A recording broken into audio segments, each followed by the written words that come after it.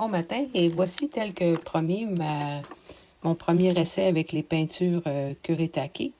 Et avec aussi les pinceaux, j'ai cherché le nom, et en français, apparemment, on appelle ça un pinceau plume. Alors, c'est la traduction du pinceau quill. Première observation, c'est que les pinceaux tiennent beaucoup, beaucoup d'eau. C'est incroyable, même séchés un peu, ils continuent de contenir beaucoup d'eau. Alors, c'est un ajustement. Je suis pas certaine que c'était le bon choix ici pour peindre ces petites figures. Vous avez vu que j'ai changé, j'ai pris le plus petit de mes 4 nouveaux pinceaux. J'aurais probablement dû continuer ou faire mon premier essai de cette peinture avec les pinceaux que je connaissais déjà. Ça aurait été probablement un meilleur service à leur rendre.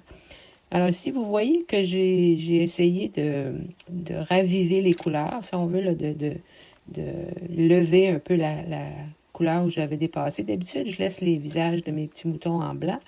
Mais là, j'ai décidé, tiens, on va regarder qu'est-ce que ça donne avec un petit peu de couleur. Alors, la peinture lève très facilement, comme vous pouvez voir.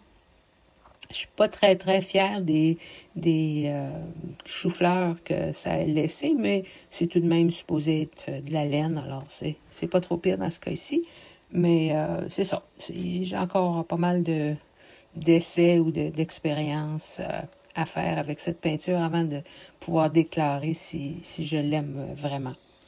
Ici, j'ai pris le séchoir un petit peu parce que j'avais beaucoup d'eau et je ne voulais pas attendre trop longtemps. Et finalement, c'est ça, la touche de stylo à l'encre que j'aime bien. J'ai toujours aimé ça, l'aquarelle avec un petit peu d'encre. Alors, ces petits moutons-là se prêtent très bien à cette façon de travailler. Ce stylo-là en particulier, il est soluble à l'eau. Alors, des fois, si la peinture n'est pas tout à fait sèche, ça grisonne un peu, mais je n'envie pas ça là, comme effet. Là, j'ai décidé d'ajouter un peu d'herbe ou de gazon, si vous voulez, à cette peinture. Le pinceau, j'ai tenté de l'utiliser assez sec. Je l'ai même écrasé pour écarter les poils un peu pour pouvoir faire des plus petits brins d'herbe. Puis là, j'ai utilisé la couleur qu'ils appellent vermillon dans ce kit de peinture. Elle contraste énormément avec toutes les autres couleurs de la palette qui sont plutôt sobres. Celle-là est vraiment flash.